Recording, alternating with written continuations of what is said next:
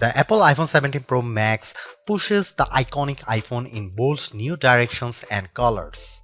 It's recognizable but different in ways that make it eye-catching. The performance is stellar and the cameras set a new high watermark for smartphone photography. For people who demand more from their smartphone, there may be no better choice. If you are looking different in your iPhone shopping journey, the iPhone 17 Pro Max has you covered. It's not just that fetching cosmic orange, the unexpected hue heat of Apple's eye-dropping event. Apple's iPhone 17 Pro Max features a fresh design with new materials and a broad and bold product spanning camera plateau that adds a distinctive flair to what had become a somewhat tired design. Inside, the changes are no less significant, from the powerful A19 Pro chip to the new vapor chamber supported heat management system, which enable enough performance to support every peak and valley of your experience. If you are fixated on cameras, the iPhone 17 Pro Max will not disappoint. There are now finally three 48-megapixel lenses that support a wide range of shooting styles. Perhaps the most notable of the three is the new 48-megapixel 4x optical zoom lens that also offers access to a sensor crop 8x zoom, which, thanks to selecting the center pixels from the larger sensor and an upgraded image pipeline, delivers some truly eye-popping photos. This is also an upgrade that makes a canny swap of titanium for aluminum a seeming downgrade, but one with some significant benefits, like the ability to apply that amazing new anodized orange finish and the ability to better distribute and dissipate heat. Finally, there's the price. It's the one thing you hope doesn't get an upgrade. And I am happy to report that Apple somehow held the line here. The iPhone 17 Pro Max still starts at $1,199 US. It's never been a cheap smartphone, but then this one is for the pros, and I think they will be very happy. I know I am. As for why you might buy the iPhone 17 Pro Max over the iPhone 17 Pro, that comes down to screen size, battery life potential, and the option to get up to 2TB of storage. Otherwise, these iPhones are identical. The iPhone 17 Pro Max was announced at Apple's eye-dropping event on September 9. Pre-orders began on September 12, and the phone arrives in stores and starts shipping on September 19. The iPhone 17 Pro starts at $1,199 for the model with 256GB of storage, with that price rising to $1,399 for 512GB of storage, $1,599 for 1TB storage, and $1,999 for 2TB of storage. The later configuration represents the largest storage capacity of any iPhone ever. Apple is likely getting undue credit for not raising the price of the base model iPhone 17 Pro Max. Component prices and supply chain issues relating to the geopolitical stage are surely putting pressure on the company. Somehow, too, Apple has held the line, and the base iPhone 17 Pro Max still starts at $1,199 for 256GB model. The only difference in pricing comes into play when you stretch to the phone's new upper tier of 2TB, which is only available with the Pro Max model.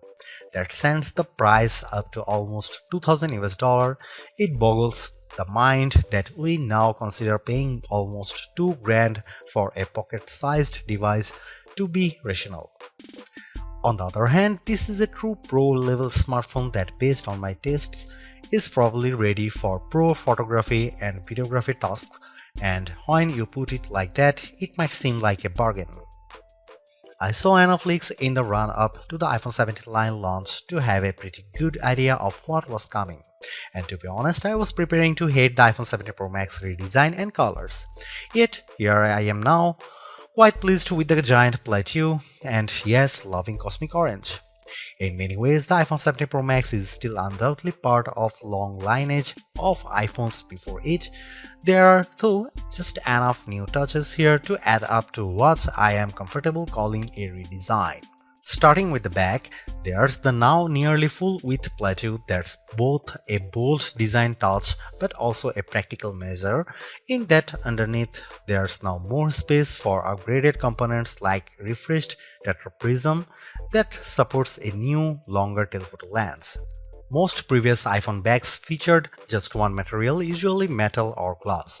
The iPhone 17 Pro Max is a spiffy mix of the two, metal and glass, or rather a larger rectangular ceramic shield cutout with the rest a univity chassis literally carved out of aluminum.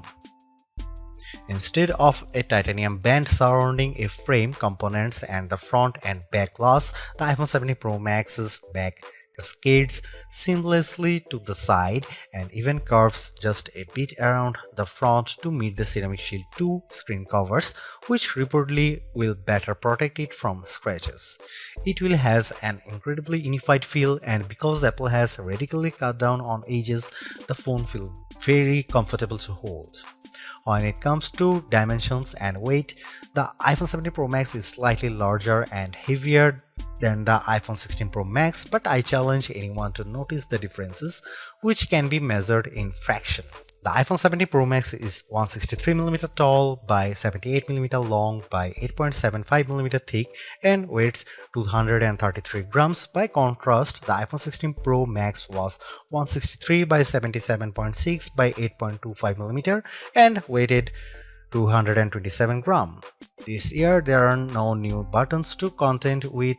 Along one edge we have the long power and Siri button, and below it camera control. Opposite them is the action button, and below that a pair of volume buttons. There are small differences along the shorter edges. On top, an antenna cutout is now visible, and on the bottom the pair of speaker grills appear larger. If you want to lie the phone flat, you will have to place it screen down. Even though the back plateau is nearly the full width of the phone, the tri-camera array still bumps out even further, and between this and the wide metal bump, this phone lies on its back at a slightly more extreme angle than the iPhone 16 Pro Max. The switch from titanium to aluminum provides not only some useful heat management and energy efficiency benefits, it's also opened the door for anodized color options. I don't know where Apple got the idea for cosmic orange, but I actually love it. It's bold without being garish. There's also silver and the very deep and inky deep blue. Apple sort of explained its color choices to me and even the loss of black, but I think this is just Apple mixing things up and possibly giving a nod to all the pro level folks who buy this phone for creative pursuits. Orange is a color that will get you noticed. iOS 26's liquid glass interface might lead you to assume there has been some radical display overhaul, so much glow, shiny and artificial transparency. However, that would be mostly wrong. The platform update does change the look, but it's all still working with the same materials.